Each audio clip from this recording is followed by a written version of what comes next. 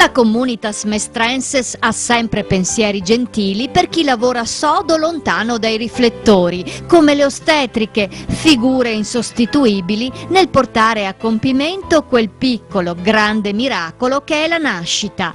Prendendo spunto dalla giornata internazionale dell'ostetrica il 5 maggio, istituita negli anni '80 ma ancora poco conosciuta, il gruppo dei notabili mestrini rappresentato da Luciano Callegaro ha ideato il premio delle ostetriche.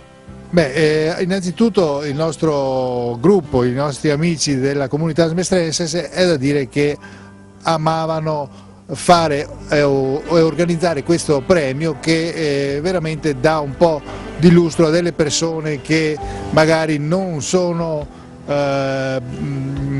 apprezzate per quello che veramente in effetti dovrebbero essere. Ecco, noi volevamo appunto sottolineare questo fatto che l'ostetrica al giorno d'oggi ha veramente un incarico veramente grande a far nascere i bimbi.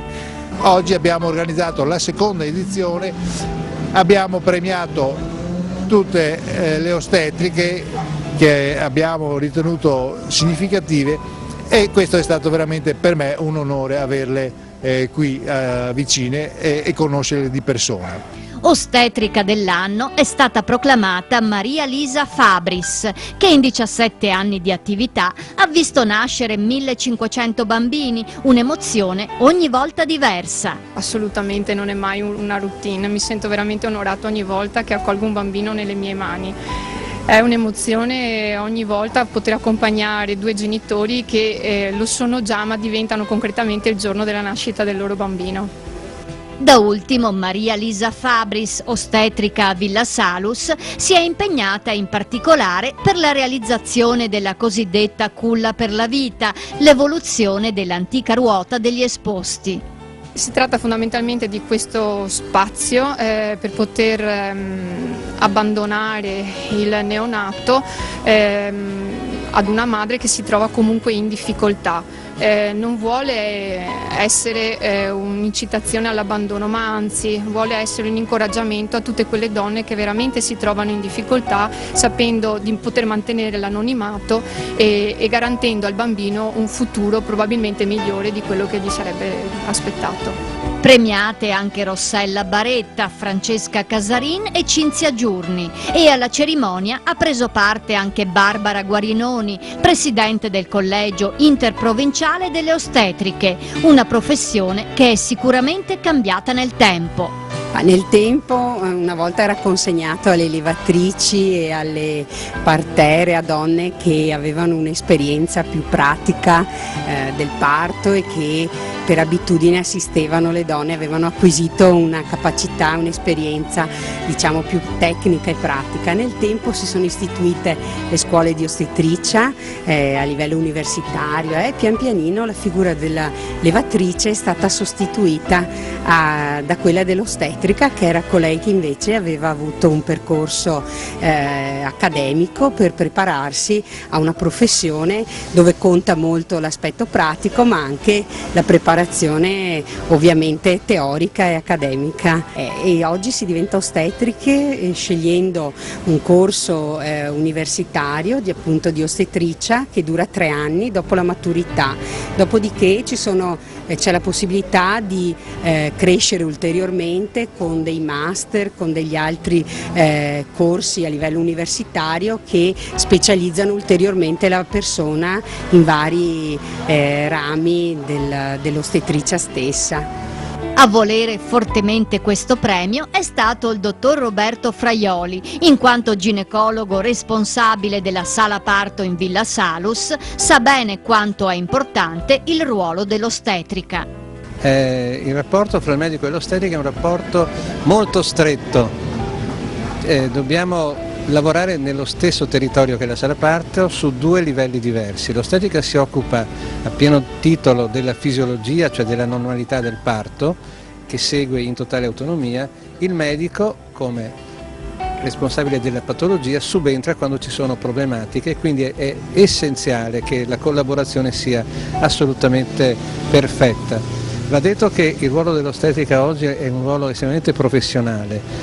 Oggi l'ostetrica è una laureata in scienze ostetriche, quindi è un dottore in scienze ostetriche e quindi si occupa a pieno diritto della fisiologia, e la collaborazione fra il ginecologo e l'ostetrica è assolutamente necessaria per la donna, perché ci sia un buon parto in sicurezza e serenità. Quanti bambini nascono ogni anno a Villa Salus?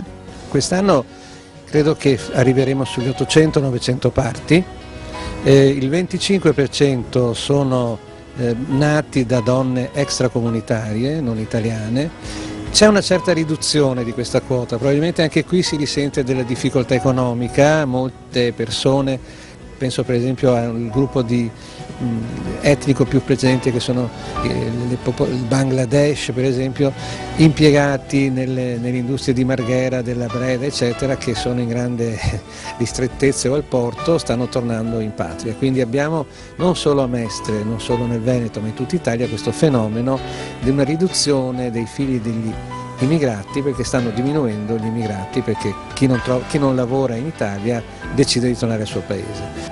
E in percentuale quanti sono i cesarei? Allora, nel nostro ospedale abbiamo circa il 26,5% di tagli cesarei, che è una percentuale buona relativamente alle percentuali italiane, che sono ben più alte. Non è buona, come per tutta Italia, rispetto a quello che vorrebbe l'Organizzazione Mondiale della Sanità. Dovremmo correggere anche noi questo tipo di situazione.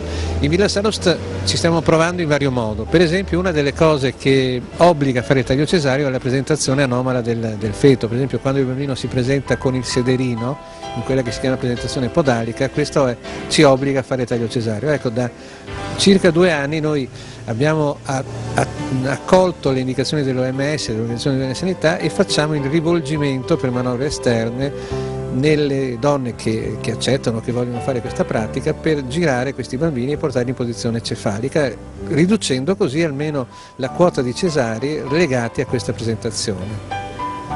E sempre attinente al tema anche il riconoscimento ad Annalisa Favaretto, che ha scritto la storia di Patatino per divertire suo figlio, ma anche tanti altri bambini.